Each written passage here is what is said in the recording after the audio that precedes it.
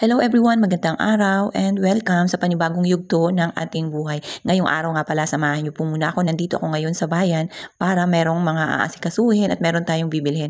Pero bago ang lahat, kailangan natin na pera na pambili at pambayad sa kung ano-ano.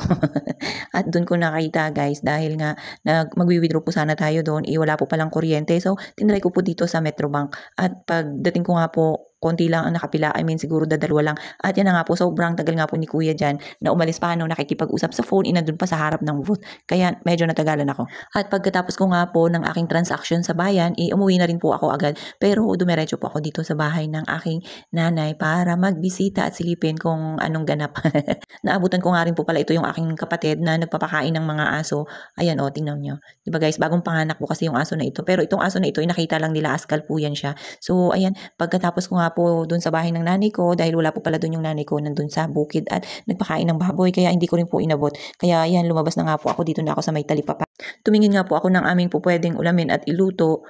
At wala po akong ibang nakitang isda. Talagang kukunti pa lang pala ngayon yung mga isda na huli. Kaya ayan guys, ang nakuha ko dyan is yung ulo lang. Kaya pina-slice ko na rin para sa aming pangsigang. Dahil nga po gumagabi na, ayan, umuwi na po ako agad. Pagdating ko nga po dito sa bahay, si Yayam tapos nang maligo at naliguan na siya ni nanay guys. Tamang kakain na lang yan siya. At habang si nanay nandyan nag-aasikaso kay Yayam, samahan niyo po muna ako.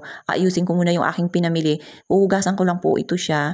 And then, saka natin ilalagay doon sa ref para hindi siya masira.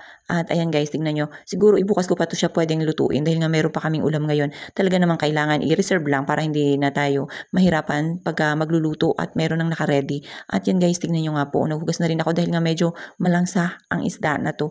Kaya naghugas na ako guys. At dahil nga po hindi na rin kami magluluto ng aming hapunan ngayon, may ulam pa po kasi kaming adobo kaninang tanghali. So iinitin na lang namin yun guys. Ganun kami katipid. At itong si Yayam, ang uulamin niya po siguro is yung sabaw-sabaw na lang ng adobo.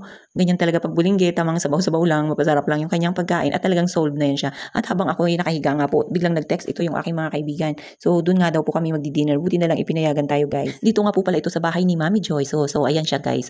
Dahil nga po death anniversary ng kanyang father, kaya naghanda po sila at sakto naman na dumating din yung kanyang nanay at mga kapatid na galing ng Canada. So ayan, nakatikim na tayo guys ng masasarap na food. Wow, talaga na. At syempre, hindi mawawala ang palitsyon dyan.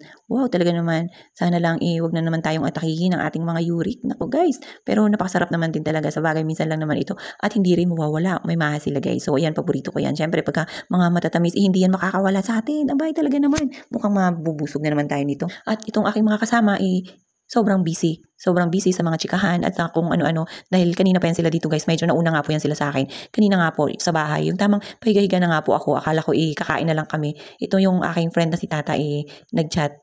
At saka ko rin, late ko na rin nabasa ito yung chat ni Mami Joyce. Kaya ayun, pupunta na tayo. Baka magtampo na naman. At ito pong aking isang kasama magtitimpla raw ng alak. Abay, iinom pala mga to.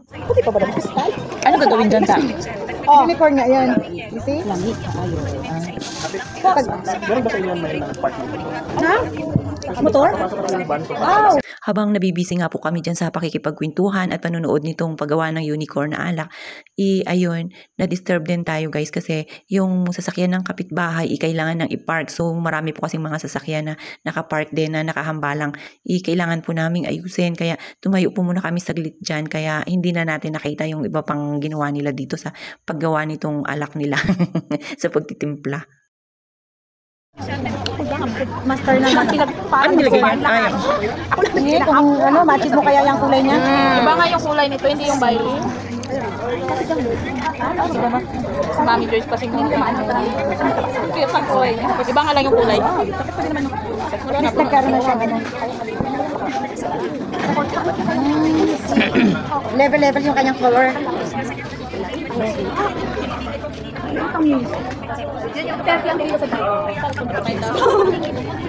Mami Joyce, ito na.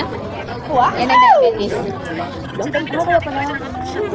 Kasalo ito. Hindi na, picture mo natin. May di mo Sarap.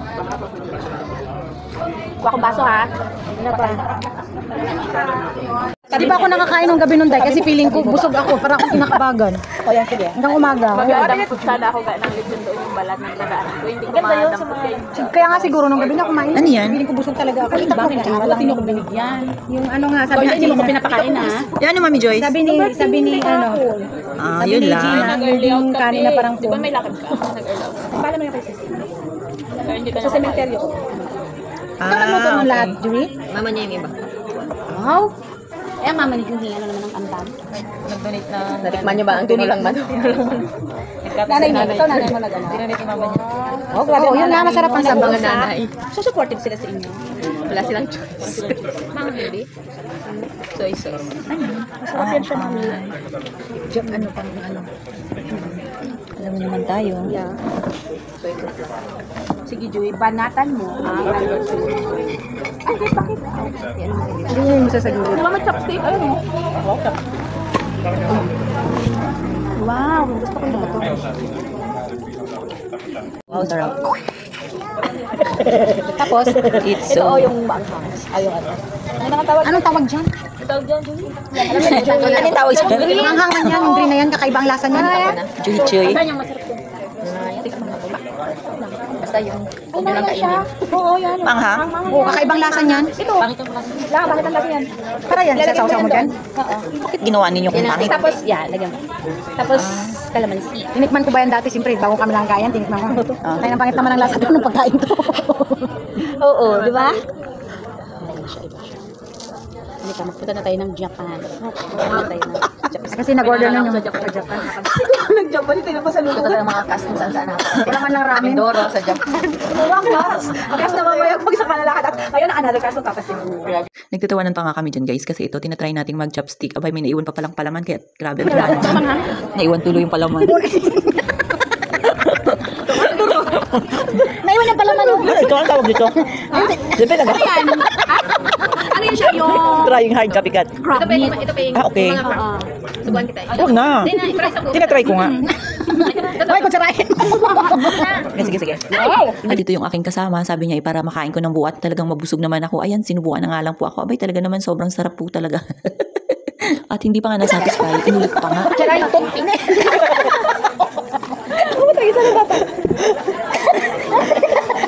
Hindi niya mahuli. Wow. Congratulations. Congrats, mami. Nahuli mo. Sarap. Ay, nag-Japan sila dalawa ni Mama eh. Nag-picture sabi niya kapatid ko. Ate, sila mo kumain kami. Chops si Mama. Tayo to. Tayo nga to. Yung ano mo, ano matang ko na, nalungkot lang. Ang alin? Nagalambot Ito sa akin. Galambot mo masarap na katagalan. Noodles pa ko ng ano, yung kay Balaba. At yan nga po, dahil busog na ang lahat at tamang kwento-kwentuhan na lang, ayan, kung inyong makikita, nagkukwentuhan na lang ng katatawanan at ng mga, kung ano-anong mga ganap sa buhay namin. At sakto naman din po, nag-aantay rin kami dyan ng mga kasama pa namin na padating. Sabay parinig, di ba? Ang sarap din. Isa mabalik pa.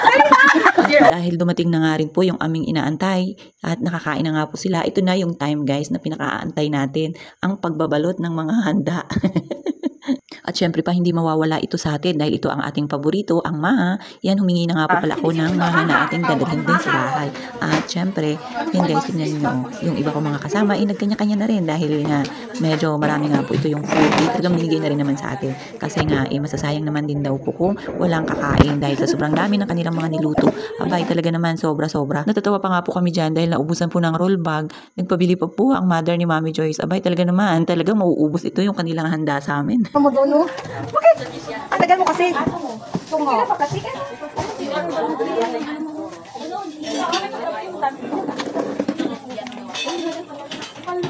Mukhang marami na nga po kaming nabalot dyan at ito nga po, nagbigay na naman ulit ng another plastic.